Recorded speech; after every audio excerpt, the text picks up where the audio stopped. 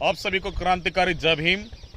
साथियों, supreme court द्वारा SC ST के आरक्षण में जो वर्गीकरण का जो मुद्दा उठा है और जो ये फैसला लेकर के आए हैं, साथियों मैं एक बात बता देना चाहता हूं आपको।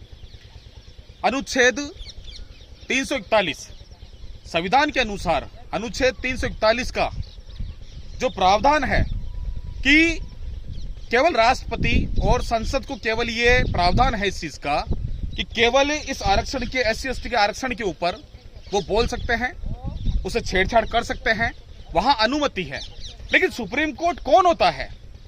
मैं पूछना चाहता हूं आप जनता से, इस देश की जनता से, इस देश के SC ST वर्ग से कि सुप्रीम कोर्ट कौन होता है SC ST वर्ग के इस आरक्षण से छेड़छाड़ करने वाला। साथियों, आज 21 अगस्त की जो भारत बंद की जो कॉल है, ये किसी एक व्यक्ति विशेष की कॉल नहीं है।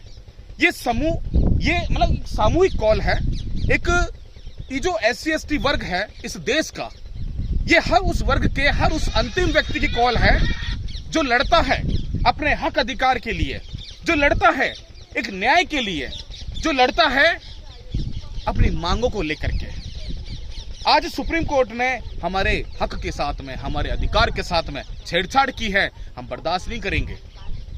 मैं तमाम देशवासियों से, इस देश के दलित, आदिवासी, हक अधिकारों से वंचित हमारे जो लोग हैं, पीड़ित लोग हैं, हम सभी साथियों से अपील करते हैं कि किस तारीख को जन सैलाब लेकर के आना है, सड़कों पे उतरना है, शांति प्रिय ढंग से हमें इस आंदोलन को मजबूत बनाना है, ताकि आने वाली पीढ़ी के लिए हम ये जो हमारा जो हक अधिकार जो आज हमसे छीना जा रहा है, आज हमें SC और ST के अंदर हमें भागों भागों में बांटा जा रहा है, खंड खंड में विभाजित किया जा रहा है, हमारे वर्गीकरण किया जा रहा है।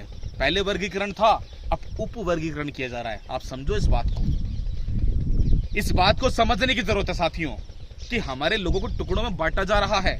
अरे हमें आपस में लड़ाया जा रहा है। अंग्रेजों की जो नीति थी कि फूट डालो और राज करो, आज उस नीति को अपना करके और हमें आपस में, भाइयों को आपस में लड़ाया जा रहा है। तो हमें सुप्रीम कोर्ट का जो ये जवाब है, ये जो इस तरीके से जो तानाशाही जो फैसला जो लेकर के आए हैं, ये RSS और भाजपा के कहने पर, उनके इशारे पर हमें इसका जवाब देना है। उन्होंने ईंट फेंक करके आपको मारी है, इस ईंट का जवाब हमें पत्थर से देना है। हमारा झंडा और डंडा दोनों हमें मजबूत रखना है और आने वाली 21 तारीख को हमें जवाब देना है, सड़कों पे उतरना है और इस देश की सरकार को हम बता देना चाहता है कि हम लोग टुकड़ों में बटे हुए नहीं हैं, हम लोग एक हैं। आज एक बात और कहना चाहता हूं, क्योंकि इन सरकारों को, बीजेपी RSS को यह डर हो चुका है कि SC ST की यूनिटी देखो। आज 2018 के उस आंदोलन के बाद में, 2 अप्रैल 2018 के उस आंदोलन के बाद में, उस जन सैलाब के बाद में आज दूसरी बार यह मौका आया है। और ये जो 2018 से लेकर के 2024 का जो समय है, इस बीच जो यूनिटी देखी गई है पूरे देश के अंदर, इस दलित और आदिवासी समाज की, दबे कुचले वर्ग की, जो आज आवाज उठाने लगा है अपने हक अधिकारों के लिए। साथियों, यह उन्हें रास नहीं आ रहा, उनके पच नहीं रही है, उनकी रातों की नींदें हराम हो चुकी है। वो लोग, उनकी राजनीति ठप हो रही है, उन्हें पता है कि उनकी कुर्सी छिनने वाली है। आज हमारे आदिवासी भाई जो उठ करके आए, भाई राजकुमार रोत, उनके 2-2, 3-3 MLA आज बन के विधानसभा में दहाड़ रहे हैं। भाई हमारे चंद्रशेखर रावण जो आज संसद में, विधानसभा में दहाड़ रहे हैं।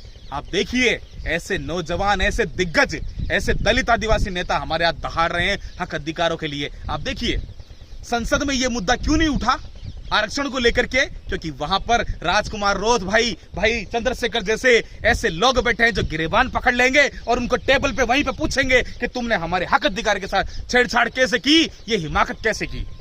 लेकिन वहां उनकी हिम्मत नहीं हुई, देश के प्रधानमंत्री नरेंद्र मोदी की हिम्मत नहीं हुई।